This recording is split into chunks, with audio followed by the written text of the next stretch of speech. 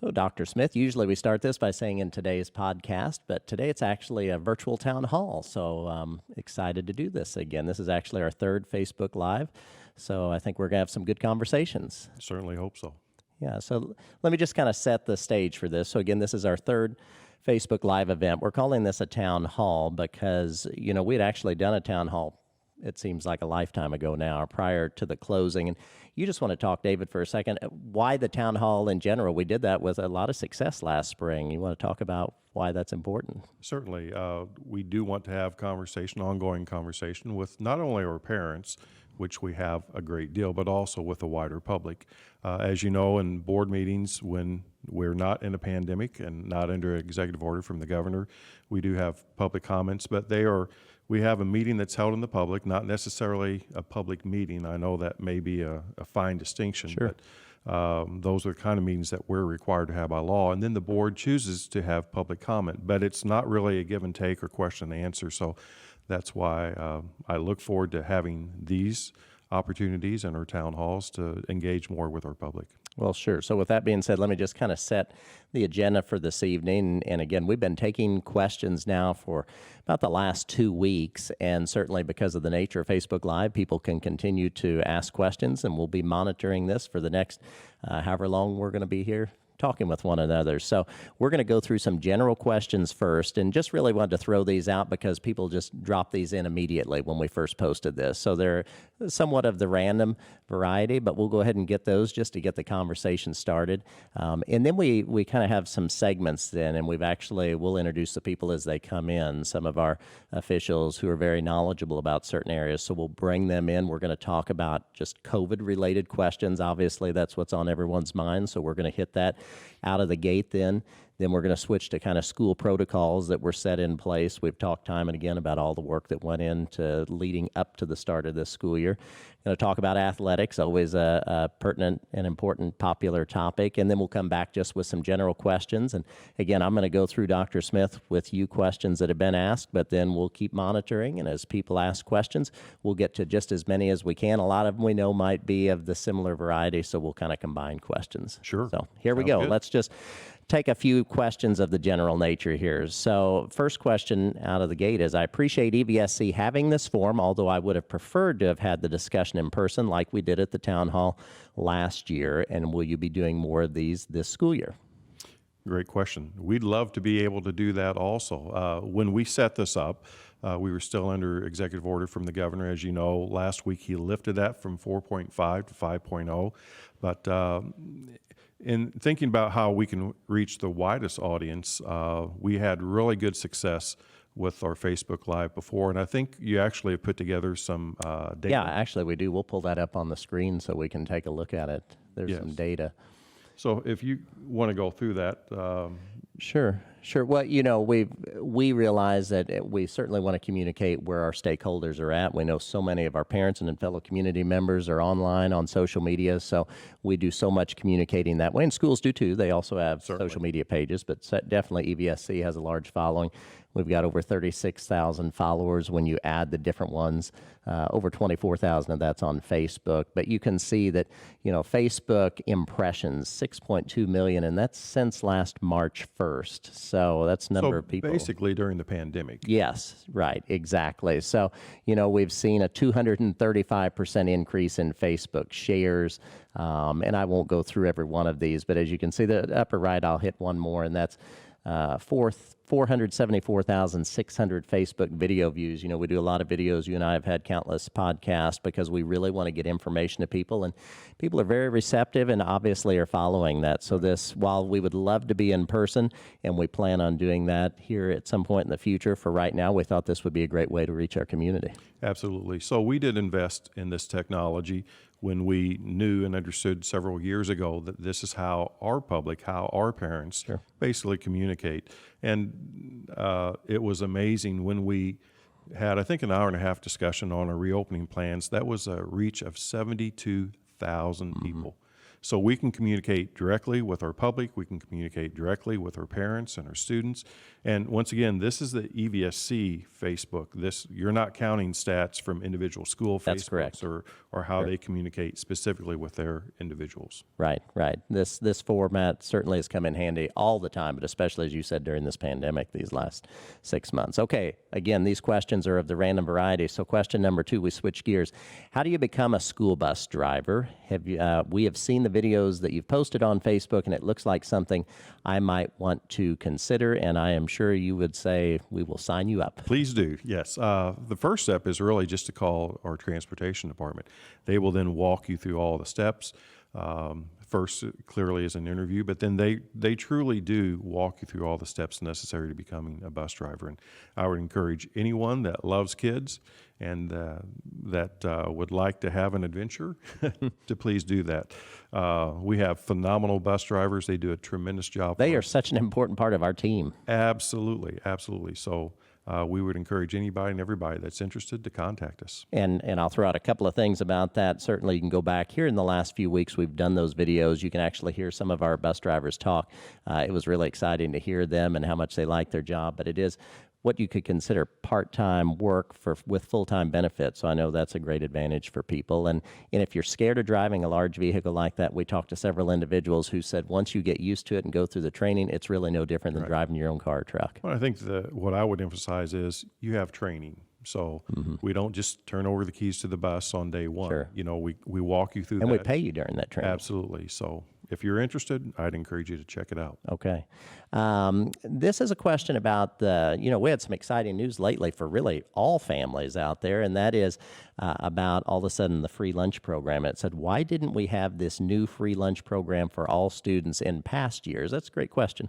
Sure is, but that really is a result of the pandemic. When the federal government allowed us to do that with the federal lunch program, then we jumped on the opportunity to do that, not only for lunches, but also for breakfast. So great program. That means that everybody that's an EVSC student can have the opportunity to have breakfast and lunch without charge. And really the plan is for that to last up until, if the funds last from the federal funding, up until the end of this semester. It might be a little shorter than that depending on that. And people are going to get information here in the next couple of nights about this, how this even ties into some IOUs from this year. So stay tuned for that. More good Great. information. Yes. Another question. My son is enrolled in the virtual academy. We've talked a lot about that lately. Just wanting to know if all of the issues have been worked out for now. And so do you want to just talk a little bit, Dr. Smith, about that? Because talk about explosive growth. We've had it in that program. We clearly did have explosive growth. And as you know, we wanted to have that open for our students for as long as possible. So basically, we had over 2,000 individuals that enrolled in our virtual academy in just the first 2 weeks of August, even though that had been open and available for quite some time prior to that. But in talking to a lot of folks, I think there were individuals that thought, well, we're not even certain if school will be able to take place this year. So I think some folks kind of waited until the end, until they realized that we definitely were going to open up in our brick and mortar setting. And then we really had an avalanche of individuals enrolling, which is fine. What we experienced, I think, the platform providers also experienced in terms of Edgenuity and Apex. On a national level. Absolutely. And we had some new account reps for us that probably were not that familiar with their programs and with their platforms, so it slowed things down a little bit.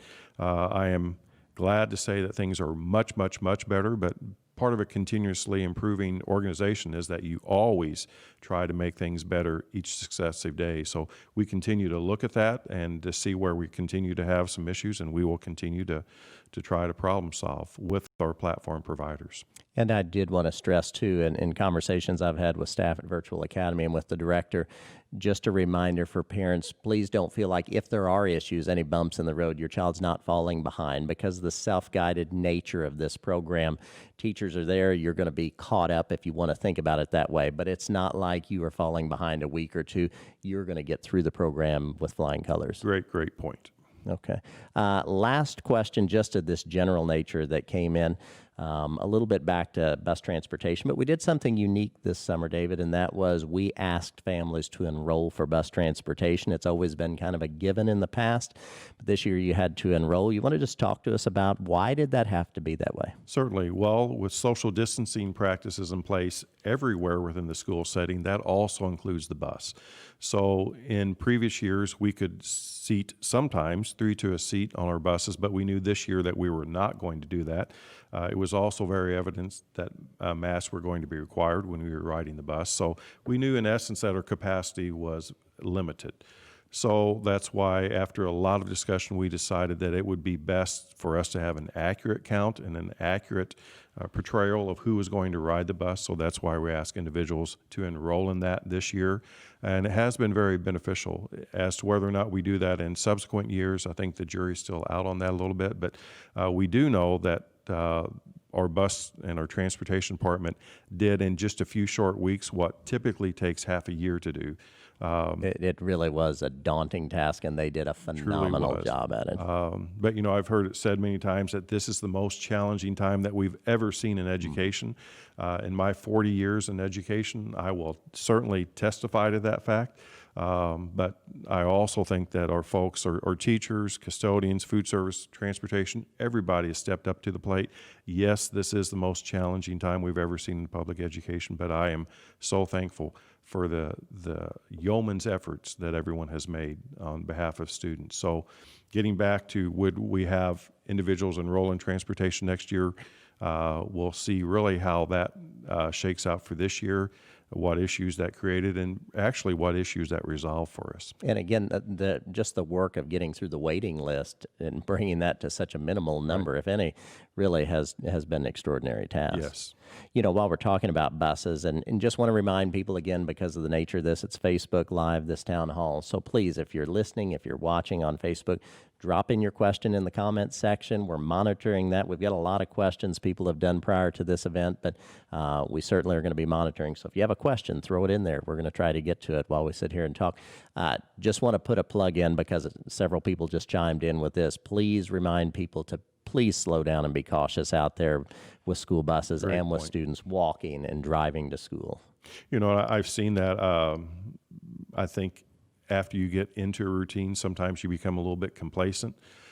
So I implore people to slow down, and I certainly appreciate the efforts of our law enforcement in helping to monitor our school zones. Definitely. And they do take that seriously, and you can get a pretty stiff fine, and don't want to see anyone get a fine, but not going to say that's a bad thing either, because we've got to remind people to slow down. Absolutely. Okay, so that kind of wraps up our section of just opening general questions. So now we're going to bring in our first special guest. I guess we'll call him that. So enter Kim Mcwilliams. Kim is the Chief Officer of Family, School, and Community Partnerships. So Kim, first of all, thank you for joining us this evening. Glad to be here. Thanks. So, Kim, as we get to these questions, and you and Dr. Smith and I are going to go through these, your first segment that we brought you on is because of anything COVID-related, and certainly your office and you have spent just an extraordinary amount of time dealing with health department, really monitoring COVID, staying up to the latest information about that. So we thought it'd be great to bring you in to answer some of these questions. Glad to be here. Thanks for having us. Okay, so let's go ahead and look at that. So I'm going to direct this first one to you then, Dr. Smith. And, you know, so much conversation around this, but and we want to be very upfront with people in sharing our thinking. So the question came in, why are you not sharing the specific number of cases at this point of COVID? Sure. Well, I would suggest that we are sharing the specific number of cases related to COVID-19. Certainly sharing that with the Vanderbilt County Health Department as well as the Indiana Department of Health. There are a lot of facets involved with that, but I assure the public, promise the public that those that need to know about the positive cases know about the positive cases. I know that there also is probably a very wide gulf, if you will, of opinions with this, and also a wide range of actions and reactions that various school corporations take with this. We had a lengthy conversation with legal counsel to process what this should do, or what we should do to make certain that we adhere to HIPAA, which is basically what It's a federal law that pertains to adults, as well as FERPA, which is the federal law that pertains to privacy rights with students. And as a result of that conversation, we decided to err on the side of making certain that we would protect the privately identifiable information of all of our students as well as our staff. And let me ask you there, because in monitoring comments, and first of all, I'll say you're exactly right. You know, that's a great thing. Again, back to social media, we get to see comments and conversations that develop when we share information and do posts. And while this type of question has come in, I've seen an equal number of people who have been very vocal on social media saying, I don't want my child's specific information being shared. Absolutely. So definitely people looking at it from two different directions. But when you talk about that, explain how, and I know you're very concerned about people's information getting out there. You may be thinking of a large high school, but you want to put that in terms of, with 40 schools, we have different sizes of schools. We clearly do. We have North High School, which is one of our larger schools. I think they have over 1,400 students now in the brick and mortar setting. And then we have an elementary school that has less than 150. So, for instance, if we were to send a blanket universal email that there's a case where an individual tested positive for COVID in this elementary school of less than 150, we really would be providing personally identifiable information that people could discern relatively easy. Well, Johnny hasn't been here last few days, and and if he's out for 2 weeks, well, then Johnny had COVID. Well, that's not something that we need to do. And once again, we have schools from 150 up to 1,400, nearly 1,500 students. And I've had parents that, as well as staff members, that have thanked us for not identifying or providing information that could identify them. It is a very personal, I think, decision.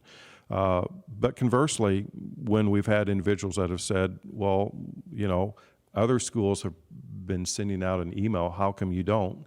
My question to many is, so what would you do differently if you receive that email? Or what do you do differently once you receive that email? Because understand that email, this individual could have tested positive that day, but it could have been after they were symptomatic for 2 days. So what are you going to do with information that is 72 hours old? Are you going to change your actions tomorrow because of that? And if the answer is yes, then I would respond back, then you probably are not being vigilant as you should be on an ongoing basis.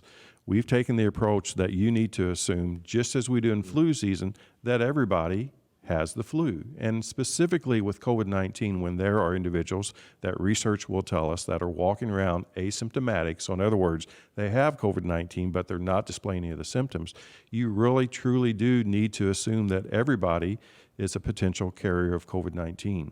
That's why we took the steps that we did this summer and early fall of making certain that we were able to achieve social distancing in all of our schools.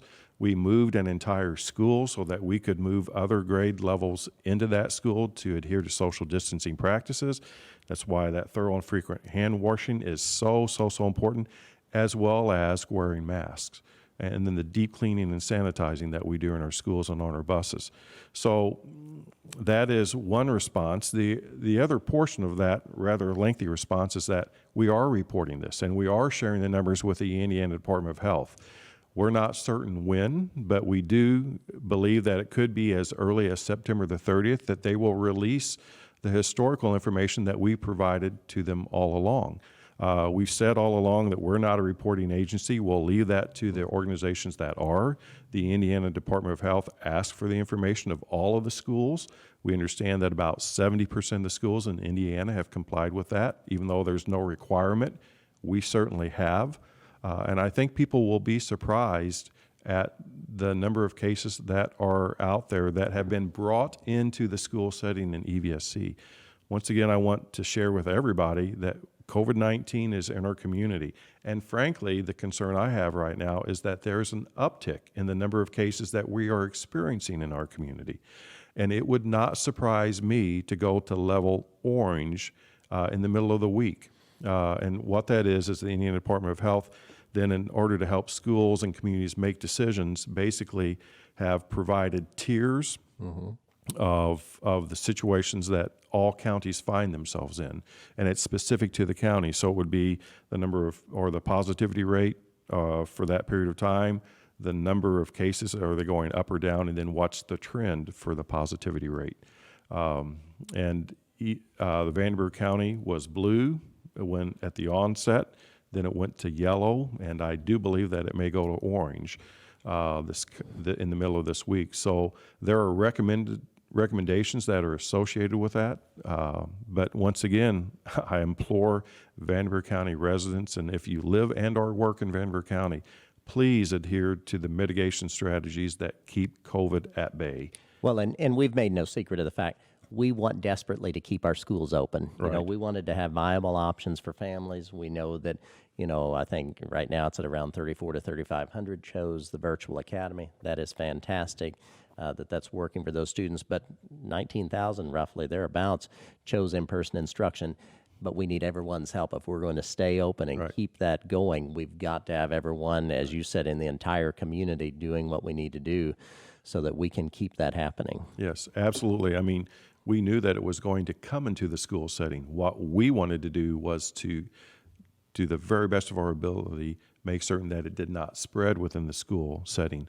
And we are very confident that to date, we can say that we don't believe that it has spread in the school community, Well, in the and school that's setting. and that's a good point you bring up. And Kim, for this, I want to turn to you. So, with what Dr. Smith's saying, I have seen people ask questions. I've had people personally ask me, and I get it because we don't have visitors coming in this year, so they're not actually for themselves getting to see in person what classrooms look like, all the work that's gone into that. But people have said, so if a student tests positive in a classroom, let's pick fourth grade, you've got a fourth grade room, a student tests positive.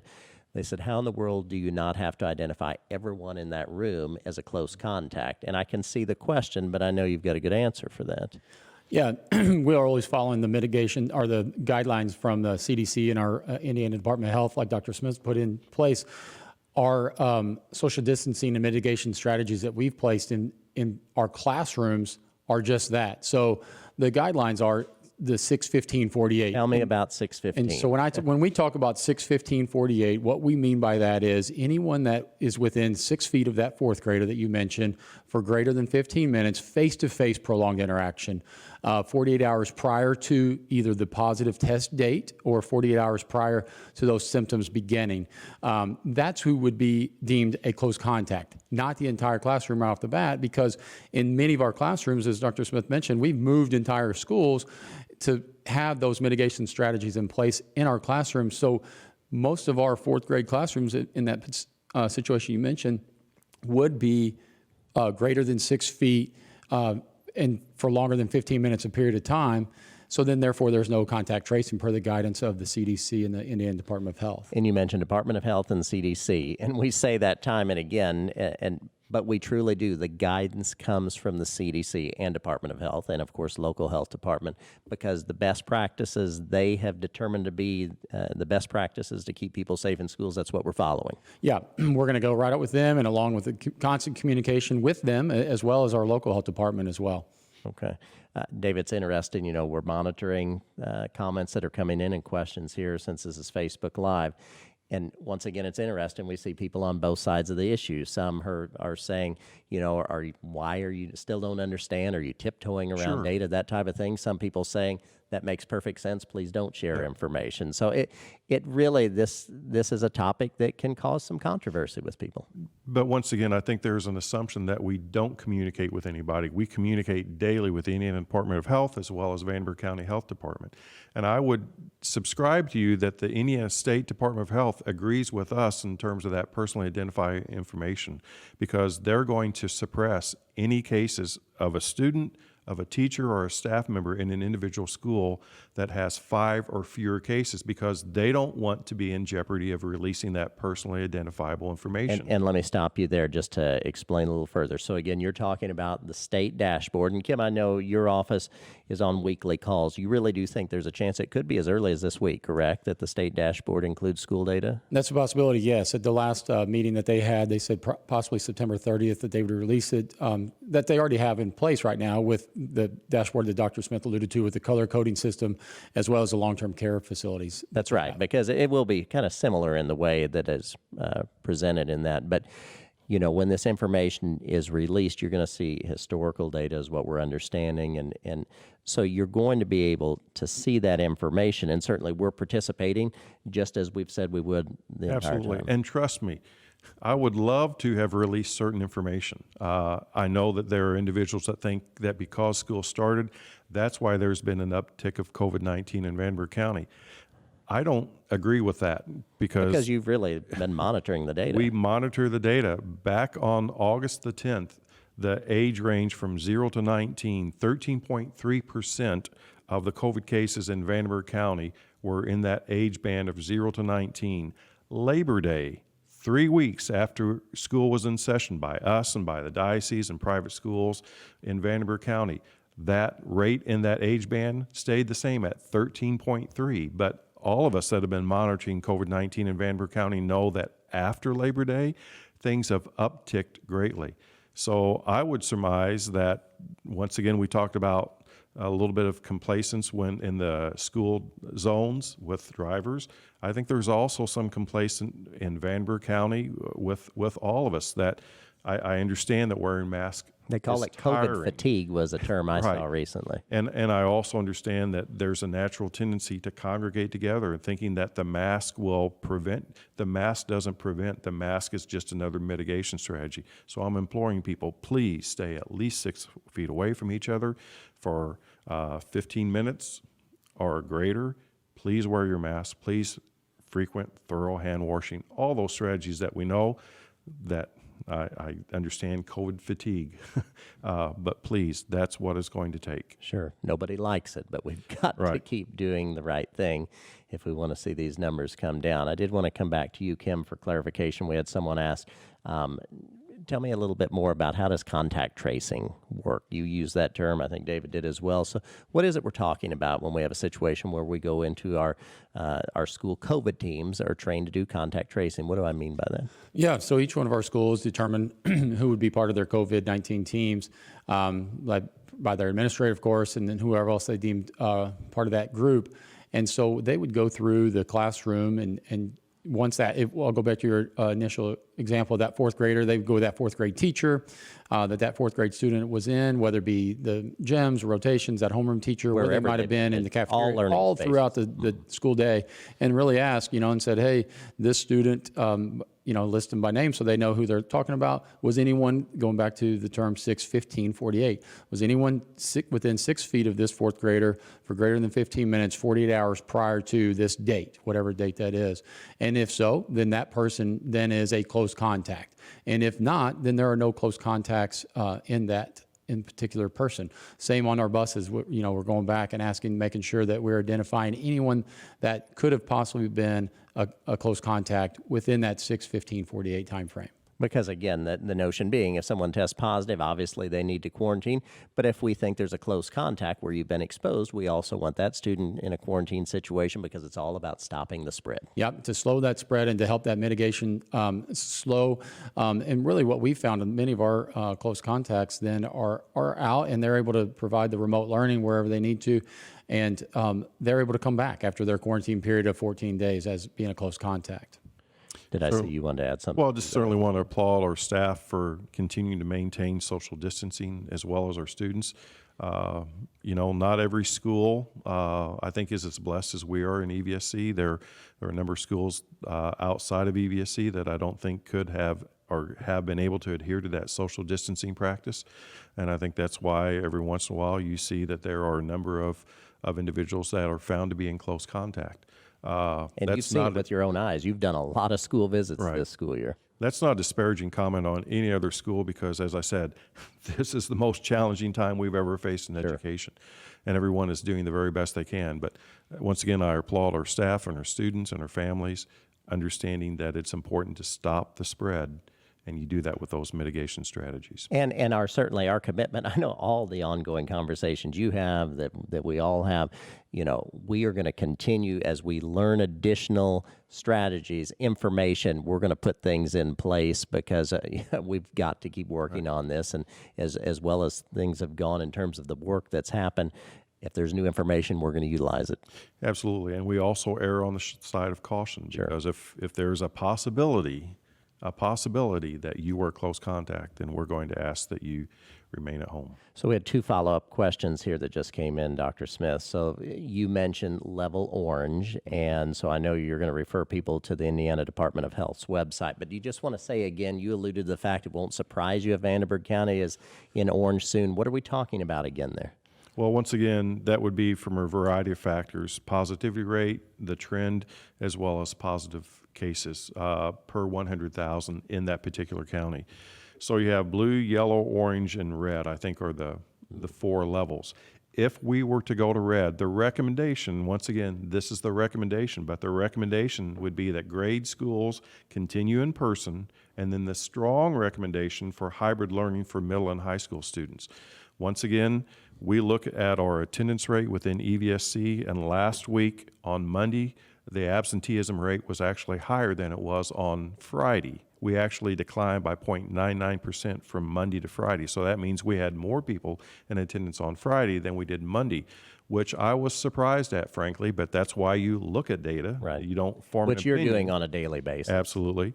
But as the incidence of COVID in Vandenberg County rose, I was expecting our absenteeism rate to rise also because of close contacts in the family and in the community and other factors. So I was pleased to see that that was actually declining.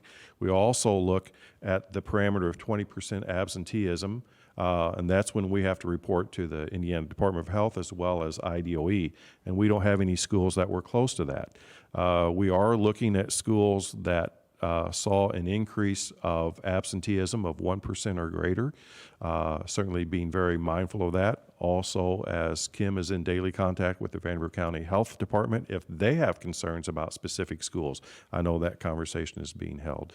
So I say all that as the preamble to, we do not anticipate changing our attendance practices are in school. So in other words, we don't anticipate when orange comes out based upon the conditions we see in our school, because once again, orange is a county-wide condition. Sure.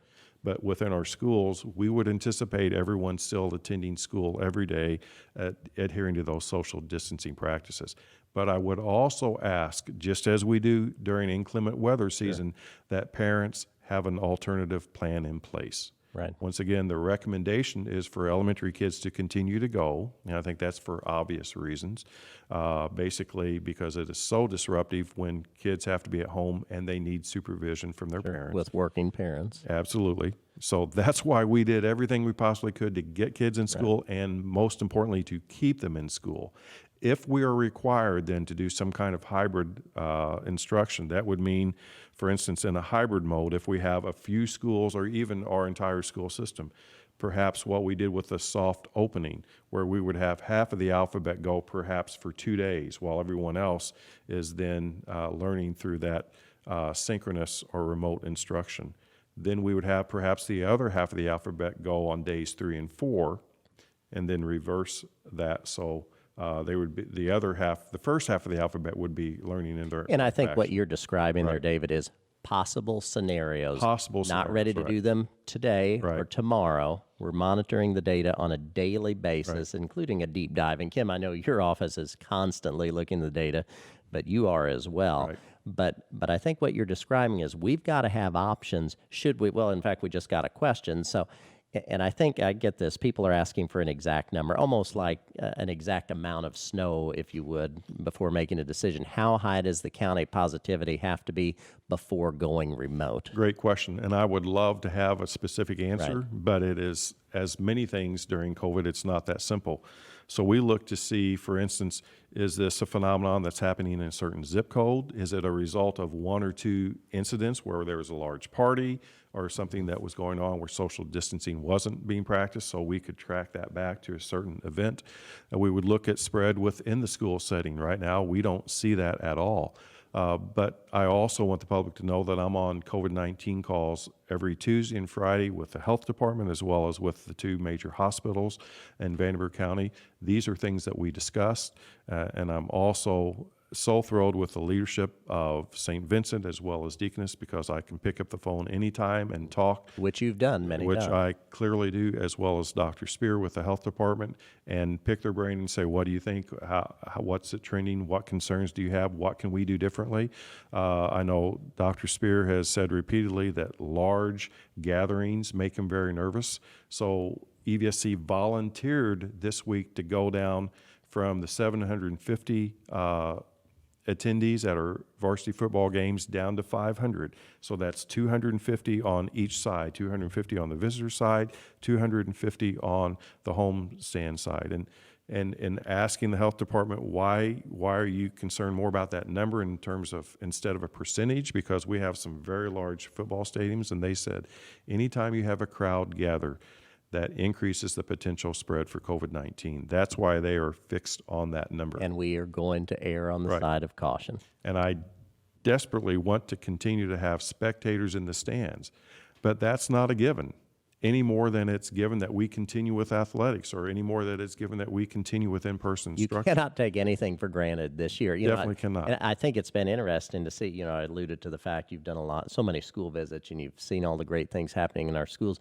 I heard you comment recently, you have noticed seniors in high school have seemed to really, all of our students are doing great, but have almost taken it up a notch. And I think part of that tells you that they want to make sure that things continue to happen for them during their senior year. Absolutely. And in conversations with some of our seniors, it's like, we saw what our seniors did not get to do last year, and we want to be able to do that. Sure. So Sure. this isn't just me asking, it is our seniors, it's everybody asking. But I want to go back to specifically, there is no definitive number. Right. We take everything, we look at everything, we look at hospitalization rates, we look at vent use, we look at the percent of students in that particular age range from 0 to 19, understanding that we also have 2 outstanding universities in Vanderburgh County also. We look at specific schools, we look at zip codes, we look at what is the origin of these cases. So everything is taken into consideration. I wish it were a simple answer, but it isn't. Right. And I just want to go back one more time to the part, just it bears repeating. If you're parents of children and you're listening to this, again, we're not using scare tactics here, but have a plan B. Just like in December, it's time to have that plan B for inclement weather. Know in advance that should we find ourselves in that unfortunate situation, it's time now to start thinking so that you're prepared to be successful in that change. Absolutely. And I know that may be stating the obvious, but there's a school system that I think notified folks Friday afternoon that Monday the next week are going to be all remote. And I know we've had other schools that have had to announce that. And things can change quickly. things can change very, very quickly. Once again, that's not a bad statement on anybody. No. It's just that this is a moving target. So we just ask that everybody be prepared. Kim, we appreciate you for coming in today and helping answer some of these questions, these COVID-related topics. As David said, it's a very fluid time, and answers that you have now certainly are subject to change at any time. Yeah, and we talk about in our office a lot too, that hashtag in this together, and we certainly are in this together with everyone. Definitely. And it's almost an action statement more so than just a hashtag. Working with our parents, our schools, and the whole community is going to help slow and stop the spread of COVID-19. So thanks for having us. Yeah, no problem. It's great to have you here with us today. So we're going to switch gears now here a little bit. So, we had some good follow-up questions coming in about COVID-related topics. So, as we have said many times before, Dr. Smith, and we shared this at the beginning of the podcast as well, so much work went in during going all the way back to the end of last school year. In fact, even before the school year ended, and then throughout the summer to get things in place and real school-specific protocols. And so thought we might take some questions, and we've had questions that fall in that area. So we have brought in our next special guest, Dr. Katie Minihan. Katie, thank you for joining us. Hi, thanks so much for having me. You're the Deputy Superintendent of School Support and Accountability, and in that role, you really, you're staying in such close contact with our support team that works with schools, that works with principals, so I know you've got a real good handle on this. So some of these questions that came in, we thought we'd throw at you if you don't mind. I'd be happy to. Okay. So let's jump in and look at these. So we had someone ask a question about specifically at the high school level, and they said, "Why do a couple of my students' classes seem really large?" So that I think that'd be a great thing for you to be able to explain. Yeah, I am not surprised we got that question. So as we really thought about how we were going to start this school year for our students, at the high school level particularly, we thought about a few different things that we were going to need to do. First was look at the schedule, which was block, and now we're back to traditional. Right. The second was really thinking about alternative spaces in a building and thinking about how we could put students in those spaces and really think about courses. So there might be courses that a student is taking in, let's say, the auditorium. But we also wanted to be thoughtful about what are the classes that make the most sense to have a large number of students in. So you might be taking, let's say, AP Psychology in the auditorium. There might be 80 students in there. There also might be 2 or 3 teachers in there with those students. Okay, I want to stop you there and just make that specific so that people understand that. And again, we get it. People can't just drop in and visit their local school, Absolutely. high school included. But it's not a large number of students in an auditorium with one teacher. Correct. There's more than one teacher in there. I think the other piece that's interesting is, if you have a student and they have 1 or 2 classes like that, that still feels like a lot. But when we look at every section across all of our high schools, it's about 2.5% of sections that have more than 25 students in there. And we've had them before, but they've been concentrated in the past, let's say band and orchestra, whereas this year your student might have an English class, they might have a psych class or a math class in one of those larger venues, but each high school was really thoughtful in thinking about what courses made sense, who were the teachers that made sense, and we've actually received some really positive feedback about it, especially at our buildings where they focused on, let's say, courses for their seniors and thinking about post-secondary options for kids, and that was really getting some of our students prepared for what they might encounter if they went to college or they thought about their post-secondary pursuits. Well, and you certainly have experience with that and from your former life, so to speak. Yeah, I love to have 225 kids in one class period, being a former marching band director. But Katie, so you're talking about auditoriums that are 1,000-seat auditoriums. Yes, and they So- might have 80 kids in there. 80 kids in a 1,000-seat auditorium looks empty. Once again, you can achieve social distancing. So we really looked at the physical properties of all of our space and made certain that we could adhere to those social distancing practices. But can you talk a little bit about the principles? So why would you go from a block schedule to basically a traditional day and talk about just needed to get more sections? And a lot of those How that questions are works. coming in here as Right. you've started talking. That's a great topic to hit on. Yeah, I know that was one that both for students and staff was a little, can be a little alarming when you're used to a block schedule to go back to traditional. When we really looked at how we were going to accomplish social distancing, that's our number one goal. We want our kids to be as safe as possible if they're in our buildings. And once again, we couldn't prevent COVID coming in our building, but we can do everything we can to prevent the spread once they're Definitely, in a school setting. definitely. And that's why we took these steps. Sorry, Dr. Minihan. Yeah, no, absolutely. So when we thought about it, the first thing we looked at, as Dr. Smith talked about, was the physical space. What spaces do we have? And that meant looking at spaces in the buildings that we don't typically use for academics. So how were we using the small gym? How were we using the auditorium?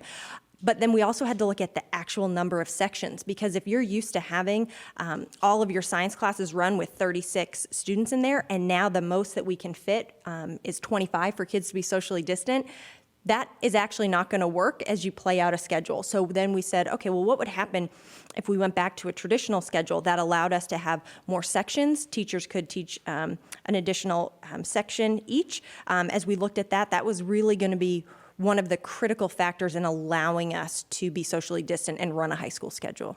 So to keep math simple, if you typically had a student load of 100, because the teacher load has not increased. Correct. So if you have a typical load, say, of 100 students, and that would have been spread over 4 classes, but you could not achieve social distancing that way, well, then you would have 5 classes of 20.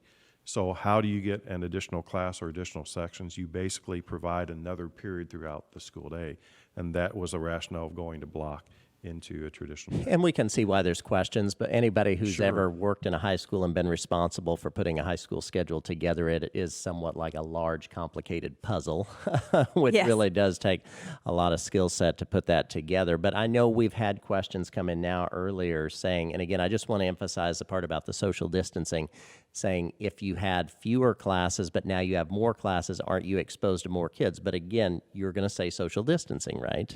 Absolutely. So you might have had fewer classes before, but you might have, to David's earlier point, you might have had 35, 40 kids in your class. Now you have 20, 25, just depending on the space in your building. So you might be teaching all periods. You might be teaching an additional period, but in none of those periods do you have students who are closer than 6 feet to each other or to you as the teacher. And we're talking 40 students in a class. You're not talking a typical class either. Correct. So just want to Right. make Yes. certain. Yeah, Sure. because our class average in high school is around 26 or 27. Yeah, I believe when we ran the numbers, about 85% of our sections have 25 or fewer students in them. Yes. And, we also had a question about, and I think this is difficult for us to answer because, this is such an evolving situation we find ourselves in. Someone said, so does this mean block is coming back, never coming back? And I think at this point, it's hard to answer those questions because we're so focused on being successful right now. I will tell you, we will analyze that. Sure. And we'll see what is best for students and what is best for staff. So the other thing, because you've mentioned that I've been in schools a lot this year, and I've well over 110 school visits since school has started. But we also have, for instance, some buildings that are like a decade old, and the layout of those buildings and classrooms is more uniform. We have some buildings that are 100 years old and have been renovated multiple times, and they have class sizes that were congruent with what was going on in 1920. Well, so you cannot put as many students in those classrooms as you can in others. So it's not a cookie cutter formula. Everything had to be analyzed, and then we had to match teachers along with available space to keep individuals safe due to social distancing guidelines. So, but I understand and appreciate everybody's questions. It would be great to be able to have folks walk in and say, "Oh, now I understand and now I get it." That's also why earlier on we had a lot of pictures, and we also took film and video. Sorry, video, not film anymore. That dates me somewhat, but so that people could see what was going on within our school setting. Sure. And I'm sure that those videos are still out there. Yeah, they definitely are on social media. And, it seems to be a pretty consistent theme in our discussion so far this evening.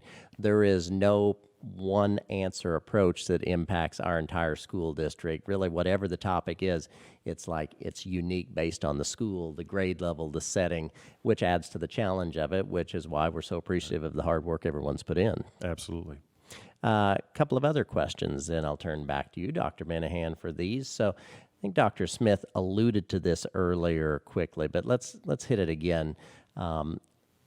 So at the elementary level, we did a major change this year, and it really impacted high school too. So we took the 4th and 5th grades from Highland Elementary on the north side and Hebron Elementary on the east side, moved them into a building, the Harwood College Prep Academy, took those Harwood students and for this year moved them into the AIS facility. So a lot of moving pieces there. Do you want to explain why that happened?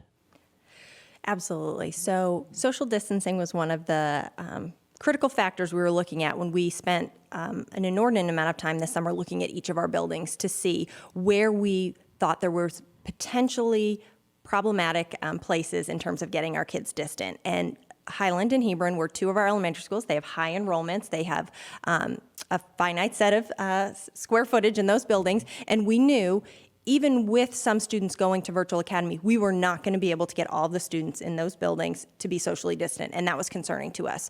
So what we said is, what options do we have? And so we looked at Evsc facilities, we looked at community facilities. I mean, we really didn't leave a stone unturned to see what would be the best situation for these students. And so where we landed was, to what your point was earlier, moving Harwood students to the AIS facility and moving those 4th and 5th grade classrooms over to Harwood's building.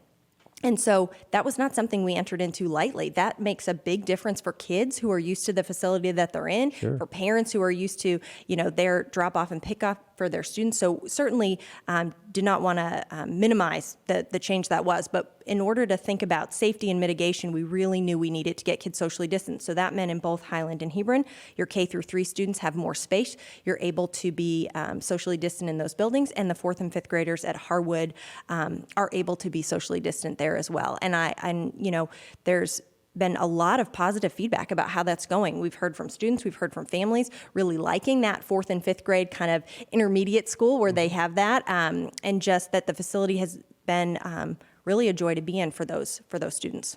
And just a reminder, we also investigated a number of other options, including retail space, churches.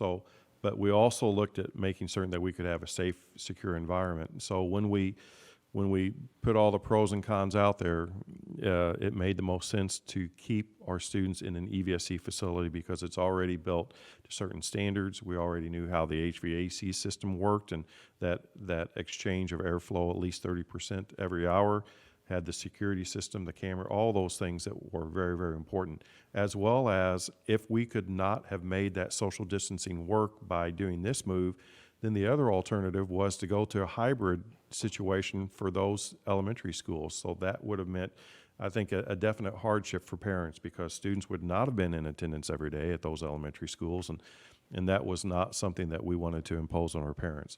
Understand, once again, this is not perfect, but Sure. once again, this is the most challenging time we've ever experienced in education. And I think that hopefully through this conversation, people can at least understand and hopefully appreciate the complexities that every decision revolving COVID-19 has brought to Well, us. that's what I was going to say, just to reveal a bit behind the curtain. I mean, none of these decisions are taken lightly, and there is so much planning and back and forth conversation and what ifs that goes into all these. So, I mean, we can truly tell all of our community when these decisions are made, we have tried our best to look at every single option and choosing what would be the best of those options. Want to keep giving a plug. People are chiming in with questions. We love that. That's why we're doing this format, so we can get these questions answered. Katie, next question. If my child has to quarantine as a close contact, so if they're out for 14 days, do they enroll in the virtual academy or can they do remote instruction? They can absolutely do remote instruction. And what is the difference for us, please? So virtual academy means you're actually enrolling in our virtual academy, and you intend to stay there by and large a quarter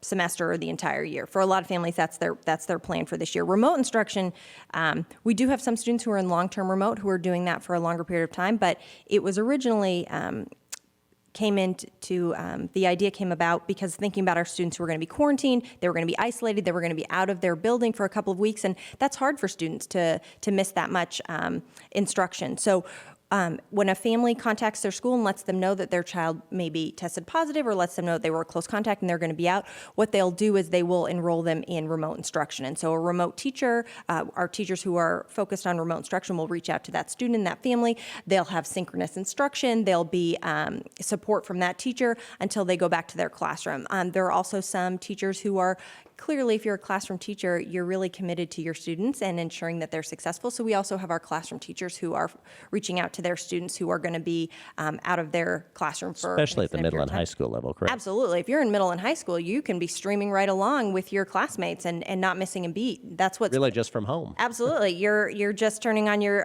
computer, going into Google Classroom, and you're watching that stream right there. So I know that has been incredibly beneficial to a lot of our high school and middle school students because students aren't having the added stress of feeling like they're behind. And I think the other benefit is if you are sick and you aren't up to streaming instruction live, those are all recorded and saved, so you can go back and watch those and get caught up. Okay. David, I'll throw this question at you. Somebody just asked about, now we're back to the actual EVSC Virtual Academy. Where are we at with teachers now? I know we did a lot of shifting around to meet the needs, the demands of students as they moved over as far as adding teachers. So from what I've heard, it sounds like we've kind of hit a level mark there with staff.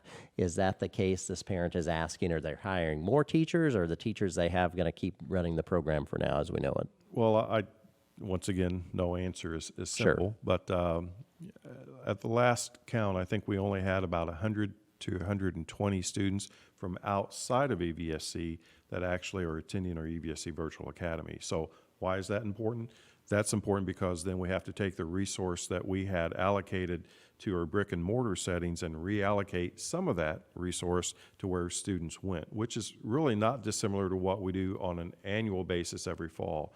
For instance, if there's a shift in enrollment just due to people moving or what Over have the you. course of the summer, people Right. move. We always have to make some adjustments. Granted, this year was certainly much more monumental, if Yes. you will, because of the shift I mentioned earlier, that 2,000 enrollees in just the first 2 weeks of August. So we did adjust staff from a brick and mortar setting into virtual academy, and we also hired some additional staff from the onset for a virtual academy.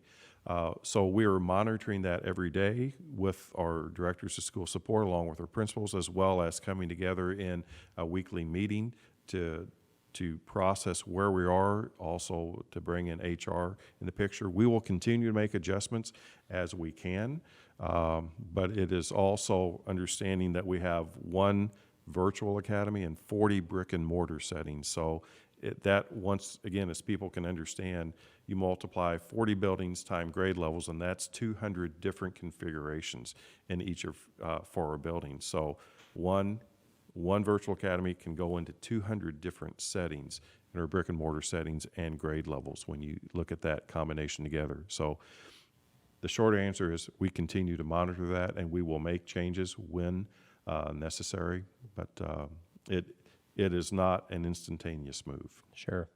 Speaking of continuing to monitoring, Dr. Minihan, this question comes in. It just asks about, I guess it's twofold. Are there still students moving back from virtual into our brick and mortar schools? And if that's happening, the concern here is, what if so many move back that you can't maintain social distancing? But I'm assuming you're going to say that you continue to monitor that. But how does that process work? Sure. So when we first looked at all of our schools to see where we really had concerns about social distancing this summer, we were basing that off of the virtual academy numbers at that time, which, as Dr. Smith just alluded to, those really didn't kind of explode until the beginning of August. So we were already planning on probably more students being in the brick and mortar setting than are right now. So when we looked at social distancing, we were able to do that even with more students in the building. But I will say, we do continue to monitor that. And so it might look different. So I'll give you an example. We did have a school where we had a couple students come back, and we weren't going to be able to, at that grade level, fit those students in the room and have everybody be socially distant. So what we had to do was change the location in the building. So as students had gone to virtual academy, schools thought differently about how they were using in the space. And so where they maybe had originally thought we might have to have a classroom in the media center, or we might have to use our space differently, as students went to virtual academy, they sort of reshifted in their building. Now as students are coming back, they're doing the reverse of that, where they're saying, now we might need to use some spaces differently. Every week I check in with each of our directors of school support on each of their buildings to see where are we at a place that we're going to need to think differently about space or think differently about staff. And are there any places where we are concerned about being socially distant? Right now, we haven't had any concerns in terms of being able to continue to be socially distant. We've just had to think differently about how we're using space and people in the buildings. And when we talk about learning spaces, you truly mean every usable nook and cranny in the building that maybe hasn't been used for educational purposes as far as traditional instruction. We're doing that now. 100%. Okay. Katie Minihan, thank you for taking the time to join us today. I think this has been very helpful. You've gone through a lot of information, so thank you so much. Thanks for having me. Okay.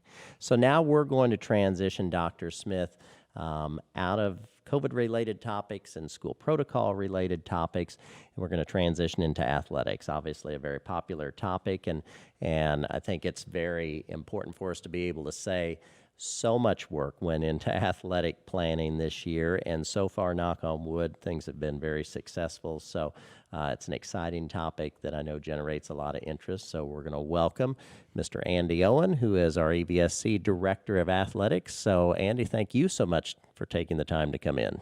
Thank you for the opportunity. And, I want to start with this. Athletics really, and you and I had this conversation a few times as we approach the end of the summer.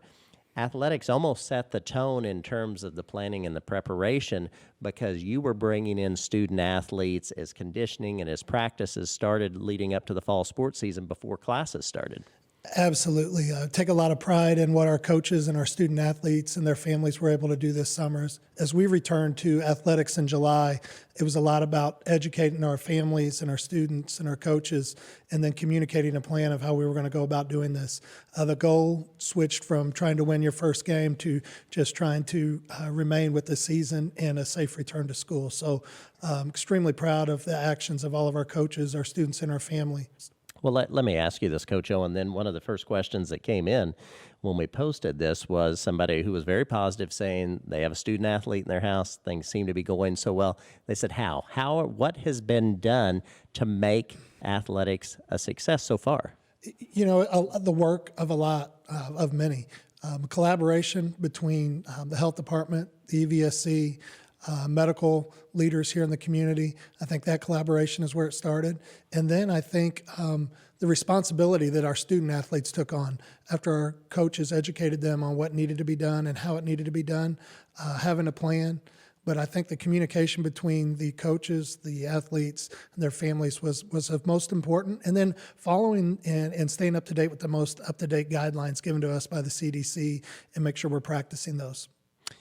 Dr. Smith alluded to this briefly earlier, but I want to hit on it again so people understand. So, you know, the governor had announced that we did now, this past weekend, move into stage 5. But do you want to talk about, because a question came in, so how does that impact capacity? Sure. And they're talking about at our athletic stadiums, of course. Sure, absolutely. So last week when the governor finally moved to stage 5, we're happy that we are there, but a lot of questions came in and concerns about how can this affect our capacity. Well, in stage 5, not just in our community, but all over Indiana, the capacity still stays at 500, and anything 500 and above must gain guidance and clearance from your local health department. So not only here in Evansville, but in northern Indiana as well, at the capacity of 500 for a gathering, has to have clearance and in constant communication with your health department to tell you if you could have above 500. And David, you talked about that earlier, and we talked about erring on the side of caution because of that decision and that guidance from the health department that we have had to say and use caution about the number of spectators allowed in any of our stadiums. Absolutely. And so once again, want to lift up the great partnership we have with Vanderbilt County Health Department. I know many of us in Vanderbilt County won't say we were surprised that the governor lifted it to 5.0, but we also know that that's not the condition that we have in Vanderbilt County. But also a couple things. Hats off to Coach Owen and all of our athletic directors and our coaches. They did phenomenal work. And could you share a little bit with the audience that it wasn't just about what they do on game days or game nights, but also how they practice in cohorts and all the tracing, and because your folks have done a phenomenal job of knowing who is around whom. And I appreciate that. And again, it's, you know, the leadership of the athletic directors at their school, but again, the coaches, the assistant coaches, and the kids taking on these responsibilities. Just at practice, for instance, attendance is taken daily. We're going to work in smaller cohorts so that our groups for contact tracing is so much easier here in our school corporation.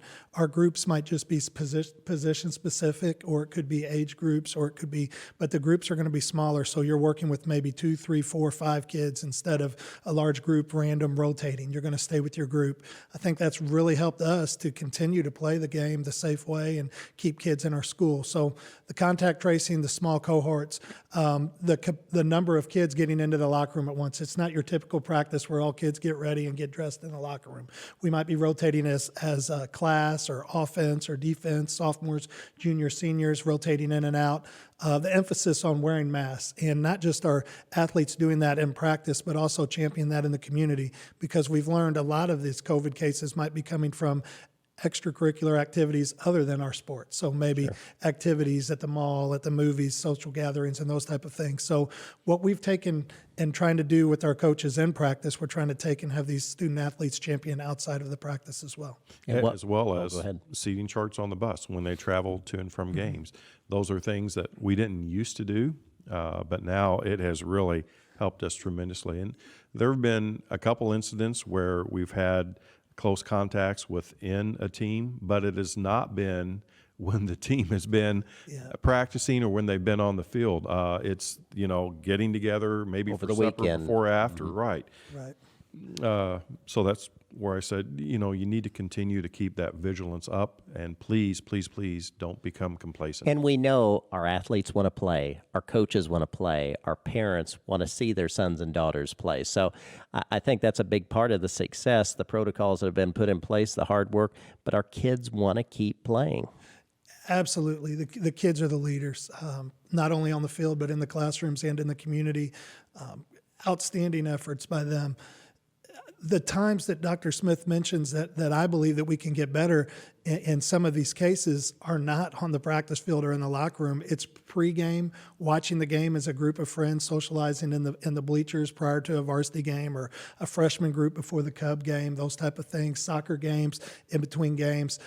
We need to improve there. And then dinners and those type of things. If you don't have a game till 6 and the kids head to go eat at a restaurant and they all sit in one booth, we're kind of not modeling what we've been talking about doing at practice and in the school all day. We got to continue that. And these are kids that make mistakes, and adults got to lead and model the correct way. So we're all in this together, pretty similar to what Mr. Mcwilliams mentioned earlier. It's a team effort. I'm grateful for everybody's buying in and putting in, but we're going to have to continue to do this because there's an abundance of caution right here in Vanderbilt County of where we are right now. But you know what, with all these protocols that have been put in place, with all the work on making good decisions, all the modifications, we've still got competitive athletes and competitive sports teams playing fall sports this year.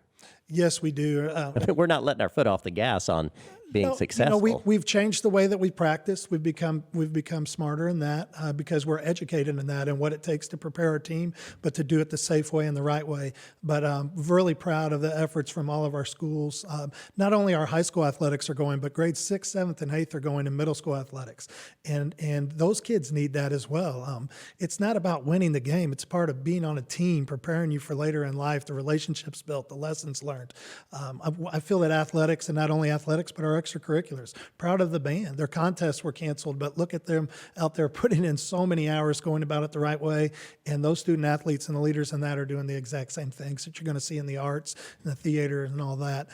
It's so much more than just education 7 to 3 o'clock. So many times, a lot of these experiences are just as valuable after 3 o'clock. Well, and you of all people know the value of these experiences for kids of all ages to get to participate in. Absolutely. Evsc sponsored 2 showcases for marching band, and I think the greater public outside of Vanderbilt County appreciated that too, because we had schools from Castle and Jasper and private schools that came in, and Evsc offered that, but offered it in a way that was safe and responsible, not only for our students, but also for spectators. Sure. And a couple other questions have come in. You want to comment on how athletic participation has been trending over the last few years here in our school corporation? Sure, absolutely. Again, proud of our team, athletic directors, our coaches we've been able to bring in, training them about more than wins and losses, just developing people and building relationships. Our numbers, participation are trending upwards, and extremely proud of that. I think it's due to the things that we're bringing in to our corporation with our coaches, building relationships and better just besides relationships, just helping them in school and those type of things.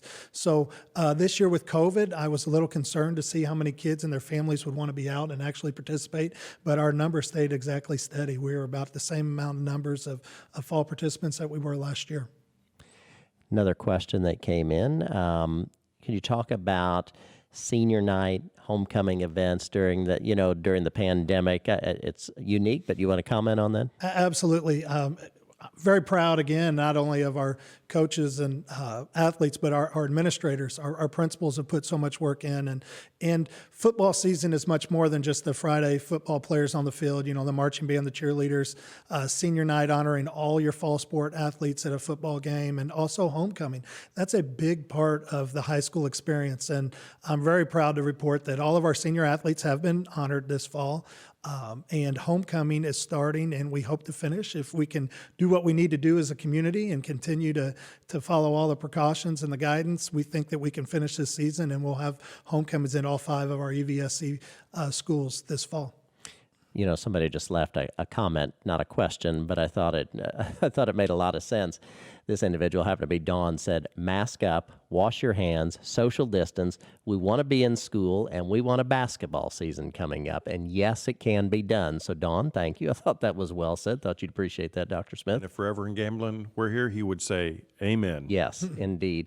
And just one more thing I want to go back to. Again, we've hit on it a couple of times, but this is a big question we've had drop in, especially from parents and community members.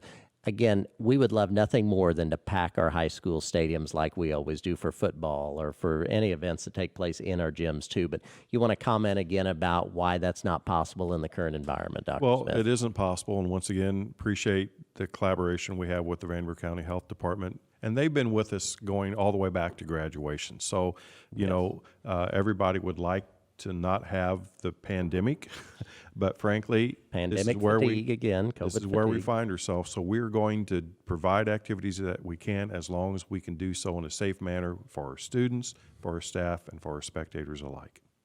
And Andy, I want to end it with you. Just thanks again to you and to our athletic directors, our coaches, our players. I mean, you've been around sports your whole life. This has to be something that, while it's very unique, you have to take a lot of pride, I would imagine, in seeing how hard everyone's working to be successful. Absolutely. As Dr. Smith stated earlier, this is probably the most challenging time, not only for education, but also athletics, but it's also the most rewarding to see the kids not take things for granted, get out there and participate in something that they love, not only on the field, but some students cheering for them and those type of things. So very challenging time, but also can be the most rewarding. Andy Owen, Director of Athletics. Appreciate it. You had a final thought you wanted to jump just in there? Also, a big shout out to our parents. Definitely. Football games, and I think they truly appreciate everything that athletic coaches have done, all of the schools, because if you would have asked me 2 months ago if we were going to have a football season, I would have said probably not. So I think it's a great tribute that we've had it and had it successfully. And if I looked at the schedule right, we're down to our last 3 games of the regular season, so we've made it that far so Week far. 7 coming up this week for football. Amazing. And postseason already in golf. North's at the state finals again. So Again, excited about our girls golf. shout there. out to the Huskies. Volleyball and all of the postseason starting. So Yes. it's been a tremendous fall. And like Dr. Smith said, there was times when we didn't know that we'd be here, but we are, and we're awfully proud. Okay, Coach Owen, thank you for taking the time to join us. David, we're going to come back to you. We've just had, I don't want to call them random questions, but they cover some random topics, and we certainly want to get those in, and we want to say a shout out again to everyone for following along and dropping these questions in. That's what it's all about, to be able to answer these. So on a number of topics, we'll start this. Can you talk about the responsibilities of the EVSC Police Department? I think having school police officers in our school helps to keep our schools safe. So exactly what are we talking about for people who may have forgotten we have that? Sure. Well, first of all, appreciate the partnership we have with Evansville-Vanderburgh Police Department as well, or the Evansville Police Department, as well as the Vanderburgh County Sheriff's. Definitely. One of the very unfortunate things that occurred in our nation several years ago was an uptick in school shootings, and all of the research says that to have a more positive impact on that, to try to stop that and prevent that, 2 things stood as really important factors. Number 1 was the development of relationships. And then number 2 was, if, God forbid, there's a school shooting that occurs, then certainly you can reduce casualties by reducing that response time. So that's why the board, I think in a very wise move, decided to have EVSC police officers that were all trained as school resource officers. Prior to that, we would have school liaison officers, which were a member of either the Evansville Police Department or the Vanderburgh County Sheriff's Office. But and then we would hire off-duty officers also to augment that. But the decision was made to have EVSC police officers, so they are all school resource officers. They're all trained in supporting diverse populations. Also, as part of their training, they're trained in adolescent mental health, and they have phenomenal relationships with the students in their assigned school. If you talk to our officers, our EVSC PD officers, it is amazing to hear them talk about how, just like teachers and other staff in a school, they're bonding with kids and they get to know the kids, and they're really a vital part of that school. They clearly are, and you said it, they are a part of the school. And I know firsthand that because of having our school resource officers there, that they know how to de-escalate kids because they know them and they have relationships with them. So I think it's been a very, very positive component of school safety. Okay, next question. Again, we're jumping all over the place here. So, recent improvements to our stadiums look great, but were they really necessary? And then the follow-up part of that question is, and how do you decide which school projects get done every year? Certainly. Well, I think people are aware of the cosmetic changes that occurred at 3 of our stadiums, Ball City, Central, and Wrights. But those cosmetic changes were the end result of making certain that they were weather tight. For instance, at Ball City, we had water when it would rain that would go seep underneath the stadium bleachers and would go into restrooms and concession areas and things like that, and over time was deteriorating that stadium. So we came in and made the renovations necessary to repair concrete and then to repair some of the damage that had taken place in restrooms as well as the concession stands, and then got a very good sealant over all of that. Same thing for Central High School. It was leaching in from the stadium into the rooms underneath the stadium, and looks much better there. And then at Wrights, a little bit more involved because that stadium is nearly 100 years old. Last year we tried to, and we did fix a lot of the erosion by putting in different drains and fillable flow concrete in some of the crevices or some of the caverns actually that had occurred because water would take some of the soil out and through the very bottom of the stadium. So this year we cut out bad parts of the concrete, found that there were still some I would call them caverns, but voids underneath the concrete soil that had washed out. So filled that with flowable and then put that coating over all of it. It looks great, but I think just as important as it looking great, and probably even more important, is it is now going to extend the life of those stadiums far longer than had we done nothing. In terms of deciding what to do, Daryl Angermeyer, Chief Facility Officer, and his staff do a phenomenal job, and they do an audit every year of our facilities to see what the condition, not only of carpet, paint, and things like that, but also HVAC, the mechanicals, all those things, and then allocate the funding that we do have to those priorities. And really, with all the facilities we have, as large a system as we are, whether you're talking about those sports stadiums, roofs, parking lots, HVAC, there's a lot of things that aren't necessarily cosmetic that if we don't do, we certainly will suffer over time. So we have to be committed to those maintenance if we want to keep our facilities in good shape. Absolutely. So we have a little bit more than 500 square foot under roof. Technically, we should have about $25 million in an annual budget to care for that. In terms of renovations and just routine maintenance. And at the end of the day, our capital projects budget is 21 to 22 million, but then out of that comes many, many things. So at the end of the day, we have probably $4 to $5 million do the kind of ongoing maintenance that we really do need to do. But I do think that constant assessment and prioritizing is important. It's definitely not the squeaky wheel gets the oil. It's not just a school that says, hey, I would like this improvement. Right. It's a very much a calculation on where we need to be doing renovations and when we do. And we'd love to do more. Yes, amen to that. Quick question here. People have seen about teacher locker. This individual asked, what is teacher locker and why is there not a student locker? I'm not sure they're seeing how one supports the other, but do you want to hit on that? Well, teacher locker is a collaborative effort from many in our community. I know the Teachers Credit Union, I hate to list because I probably will forget several, also Retired Teachers Association, but they came together and basically when you're new to the profession of teaching, there are a lot of supplies that you typically would get that you would need to purchase for your students. So a lot of organizations have come together to donate those supplies for our teachers, so teachers can go in and basically select that material for free. It's like they're There's no shopping. charge, absolutely. But those materials benefit our students, and they benefit our students directly. It's also, I think, really along the same lines of our clothing bank. I think many in the public are familiar with hangars, do a phenomenal job, but that is also specifically for students. EVSC kiddos can go in there and select outfits, which is a phenomenal benefit for them, but also Teacher Locker. I think it's aptly named because it is teachers, but certainly our students benefit from that also. Sure, and our EVSC Foundation really kind of guides and oversees the work of those two organizations, and it is amazing the support they end up being able to provide, much in part because of the generous donations from people in our community. Absolutely. They do phenomenal work. Next question. Saw the story recently on the Southern Indiana Career and Tech Center.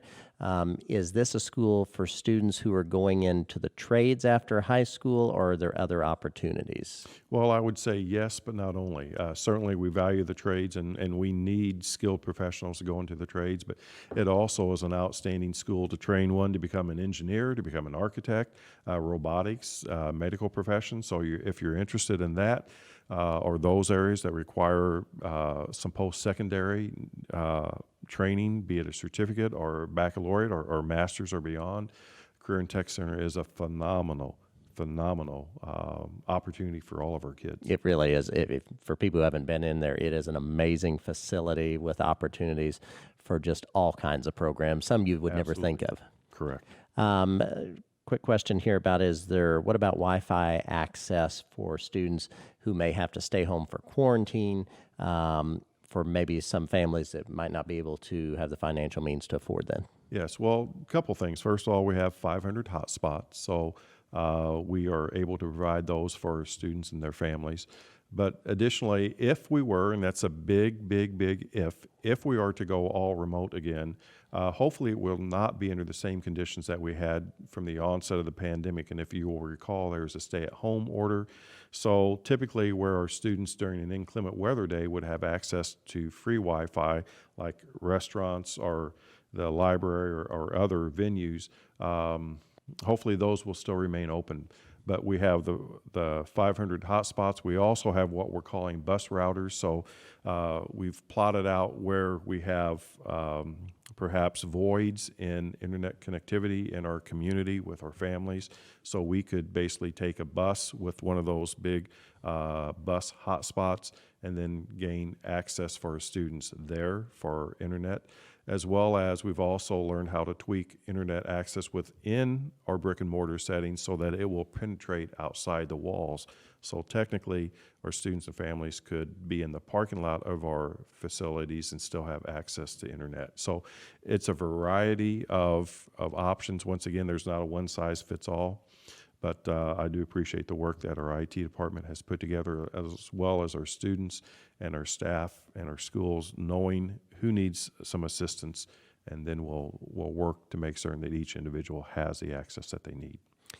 Another question came in, and I'll just give a quick answer to this before we move really into our last one, and that is just, again, people asking where to find information on what we talked about earlier in terms of the different color coding system. Mm-hmm. That's the Indiana Department of Health. Their website has all kinds of information. You can actually see the map of the state of Indiana. You can click on every county. For example, here you can click on Vanderburgh County. You can see the health data as it pertains to COVID.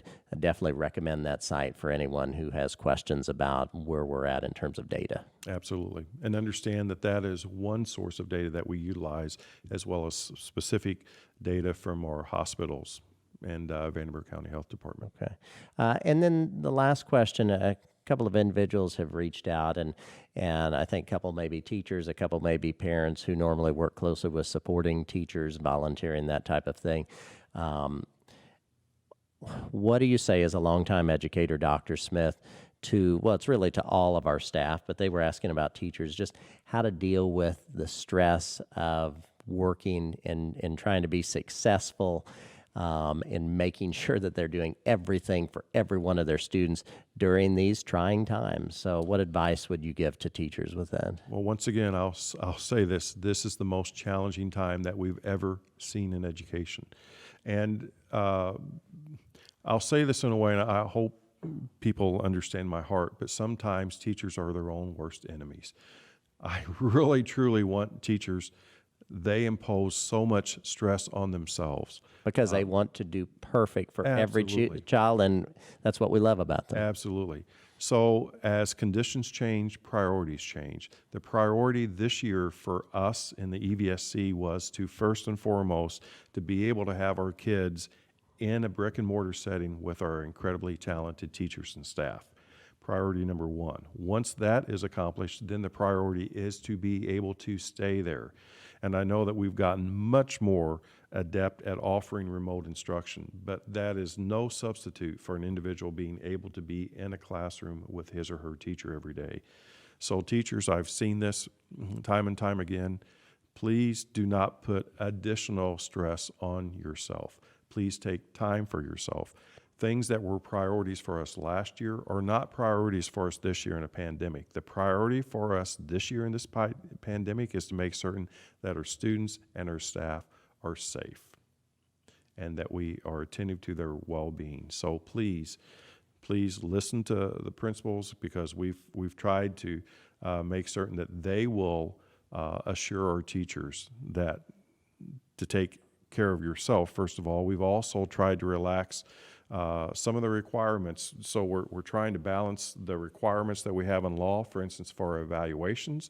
And some of that's just now coming out. Absolutely. We've been fine-tuning those details. Right. So we could have some teachers who haven't even heard some of those details yet. Absolutely. That is just now coming out. But we're trying to make that evaluation process so much easier on everybody, because frankly, that's not the priority this year. It was never the priority, really, frankly, for me, because the evaluation is kind of a snapshot in time, and I always think that coaching is how we continue to get better. But I want to assure our teachers and our parents and our kids, please take time for yourself. Please relax. Understand that the priority this year is to A, take care of yourself, and B, is to take care of yourself. And we've definitely said this throughout the evening. We're all in this together. It really takes this team approach this year. And you know, when we talk about teachers putting this on themselves, we know we have such high quality teachers. They're doing that because they truly want to be perfect. And again, that's what we appreciate so much about them. So when you say it can be their own worst fault, it's because they just have this desire to do such a great job every day, and that is fantastic. But it also does add stress on a year like this. So that's why you're saying changes are being made to help alleviate some of that stress. Absolutely. Absolutely. You know, somebody just made this comment, and as we're getting ready to wrap up here, I don't think they could have said it any better. And they refer to teachers, I'm going to add, and staff, because we know all of our employees, we have over 3,400, they're all doing so many things that so many of us don't even see sometimes, you know, things going on behind the scenes that other people would never even know about. But this person said, hats off to all the teachers and staff adjusting to the demands being placed on them this year. I can't imagine the stress everyone is under. Keep up the great work. Also to parents, students, staff, and administrators as well. You're doing a great job. So certainly appreciate that comment. So well said. Tell you, I've been in our buildings, as I said, more than 110 times. I can't say enough the debt of gratitude that I think our entire community owes our teachers and staff of this school corporation. Doing a phenomenal job. Hats off also to our kids. They're doing a great job. And then finally, but certainly not least, thank you so much to our parents. A, for entrusting your kids to us, and for knowing that we're going to do the right thing, and we're going to work as hard as we possibly can to make certain that everybody has a great and successful school, even during the pandemic. Okay. Agree with that 100%. Well said. Want to say a big thank you tonight to Katie Minihan, Andy Owen, Kim Mcwilliams for joining us, sharing their areas of expertise. You know, we had a lot of people following us tonight. I think this went very well. We're going to do this again, you know, if numbers would support it, perhaps in person, but if not, down the road when it's time for another town hall meeting, we can certainly utilize the power of social media again. But we definitely want to thank everyone for watching this for however long they were able to tonight and throwing their questions out. And thanks to you, Dr. Smith, for being a part of this. Thank you. Okay, we'll keep posting information on social media, keep following us, and keep checking the website. Thank you.